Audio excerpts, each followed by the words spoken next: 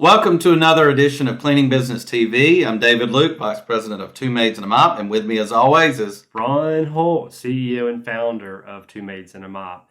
Today we're going to talk about something really cool, maybe something even a little bit scary. If you've ever had to deal with a customer issue before, it can be somewhat scary, especially if the customer is really upset. So we felt like it would be a really cool thing to talk to you about how we deal with an actual customer complaint. And David specializes in customer complaints. In other words, when a customer complaint comes to our home office, it goes to David. So David really helped us build our process and system on how to deal with a customer complaint if it occurs at the local level. So David, take it away. Well, today we're going to walk through our playbook basically because bad customer experiences can be great opportunities to transform not wow into wow experiences. When people have had a bad customer experience, their expectations are lowered. Usually this results in a customer abandoning your service and moving to a competitor. The good news is that many negative customer experiences turned positive can build tremendous customer loyalty. As for us, Two Maids and a Mop has built a 5-step playbook that can be used when dealing with any negative customer interaction. Step 1, remain calm. If a team member is confronted with an angry or upset customer, they should let the customer vent to express their frustration. No one is rational when they have pent up anger and emotion. Remind team members that the customer is angry at the company and not them as an individual. They are simply the person in the position of handling the complaint. If a team member took every complaint personally, they wouldn't survive long in this job. But once the irate customer has expressed their frustration and calmed down, the team member can ask questions and determine the actual problem. Listen to the concerns because it's part of complaint handling, is giving the customers the chance to express themselves. Afterwards, our action steps can be put to good use to ensure that whatever the concern, the customer leaves satisfied because proper action has been taken to rectify the problem. Now, everything we just told you is right on, and I agree with everything David just said. But when you're in the moment, Right. it's much more difficult to really put those words into action. Because you want to take it personally. Right. And you just have to get that out. Do not take it personally. That's the main thing to take away from That's that. right. Step 2. The second step is to empathize. A team member can diffuse the situation by showing the customer they're on their side and want to help. Sincerity here is the key. The customer should feel the team member is there to help instead of arguing or disagreeing with what's been said. Avoid typical phrases such as, it's company policy, or I can't do that. I cannot stand those because they're negative and they're going to inflame the situation. You know why? Because they inflame me. Calming phrases, though, such as, can you tell me exactly what happened? Or, I appreciate your frustration and I'm here to help, will go a long way towards winning the customer's trust. Lastly, do not be afraid to say you're sorry for the way they are feeling or their experience. I'm sorry to hear about your bad experience. What can we do to make it right? It is totally different than apologizing because the team themselves made a mistake. It is basically not, again, you have to step out that personally thing to say personally.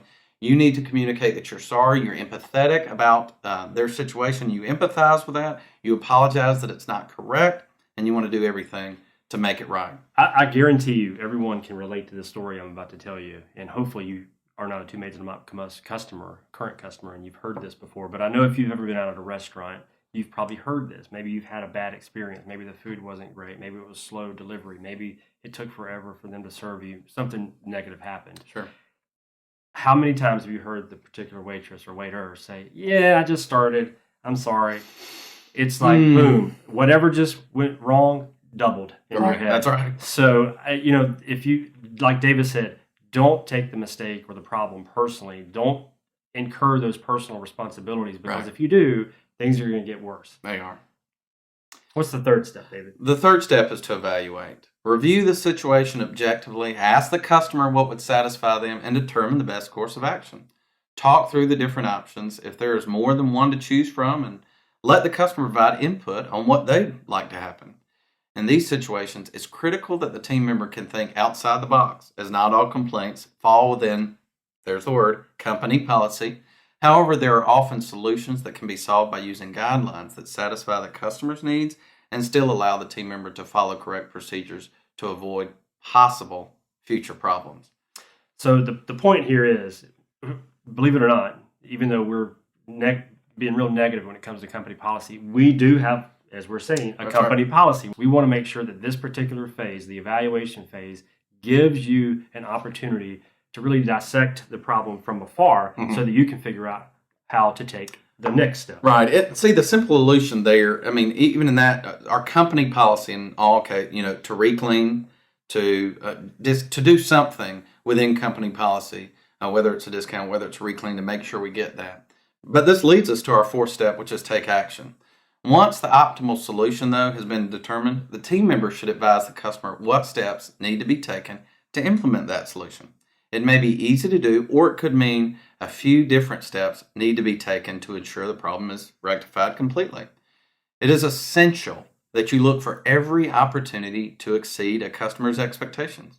It's one thing to merely satisfy their current problem, but if you can take things a step further, the customer will not only be satisfied, but may convert to being a loyal customer because their problem was addressed professionally and promptly. And let me tell you that with any customer, in a service-based industry, we as customers, you as a customer out there, you've been a customer of service and you haven't gotten it done well. You haven't gotten the service performed well, this car cleaning, this waitress, this whatever service it is. And at some point, we all have experienced a problem. The only thing for me as a customer that infuriates me is that it wasn't handled professionally or promptly.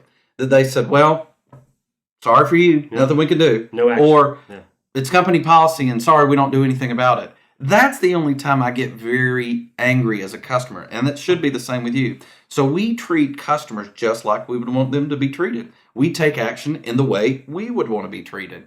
So those action steps have to be taken promptly and have to be done professionally. And the funny thing is, when we have done that, when we have answered customers professionally and promptly, guess what? Not personally, not offended, but professionally and promptly, that customer, 9 times out of 10, the customer goes, you know what? They handled it correctly. They dealt with me professionally. They did what I asked. You know what? I'm going to sign on for them long term because of how they handled the situation. You know what? I guess I'm stopping here for a long time because that's what builds trust in relationships and service relationships and just your own personal relationships. It's when you can overcome problems.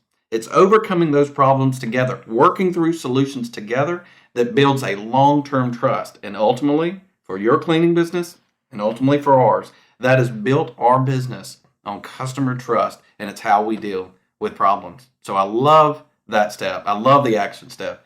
So if you remember, we talked about 5 steps. Right. We still have one more. This fourth step was just to take action. So you may be thinking, hey, we're done. Nope. You're not one done. Final step. You're going to have to check back with that customer. It's not enough to just put steps in motion to satisfy a customer. It's vital that those steps be followed up, and your team should ensure that everything has been done the way promised. So contact the customer once everything has been taken care of and verify that they're satisfied with the final outcome. Express appreciation for bringing their complaint back to your company so that you had the opportunity to fix the problem. You should always be looking to go the extra mile for the customer to keep them happy. It may not always work, but the effort will often be appreciated. It will help turn the negative experience into a positive one with a hopeful, happy ending. Finally, remember to always thank them for their business and for allowing you to help them. After all, they are the customer. So to me, those 5 steps, that playbook of how to handle that negative customer experience, if followed correctly, your customer will love you. Your customer will stay with you if you've addressed those things correctly. And again, this is the 2 maids in a mop way of handling a customer complaint. You guys out there who are thinking about running your own cleaning business or already in the middle of running your own cleaning business, you may have your own way to deal with it. Sure. Obviously, you need to, don't take it personally, you need to take action and all these good things in some way. But the important thing to really take away from what we just talked about is the fact that we have a plan. That's right. We're not winging this. We fully expect to have customer complaints. In fact, David deals with all of our numbers within our business. David, what percentage of customers that we clean on a daily basis actually provide a complaint? You know, the interesting thing is our complaint rate is about a 1% complaint rate, and that may sound like a little bit, right? 99% are satisfied, but 1% is negative. For us, that's not good enough. This is something we say as a company throughout the company, that 100% satisfaction is the goal of our company. We do it at every turn we can. That is our goal, our attempted goal. Now, we're not going to get that every time, but as I stated, we're about 1%. Now, we clean, in a typical office, we clean 30 homes in a day. We clean 150 a week. Of those 150, yeah, we may have one complaint. Now, that's actually on the high side. We probably don't have one a week in those offices, but I'm trying to be as beneficial as possible. And Ritz-Carlton said this too. They do the same thing. This is where we got this from. Ritz-Carlton has a 99.3 customer approval rating, and they still are trying to achieve even higher than that. And we want to be better than 99%. We want every single customer that comes involved with our company and Two Maids and a Mop, that they fully, completely understand our tagline, our motto, our heartbeat is that we want to be a maid service worth talking about. So hopefully you've learned how to deal with that inevitable customer That's right. complaint. When it comes, don't be alarmed. Don't take it personal. Know how to deal with it. Have That's a right. plan before it ever shows up, most importantly. So hopefully you've learned a lot today. Hopefully we haven't scared you. And we'll see you again next week. We'll talk about some more exciting cleaning business topics. Thanks, Hess.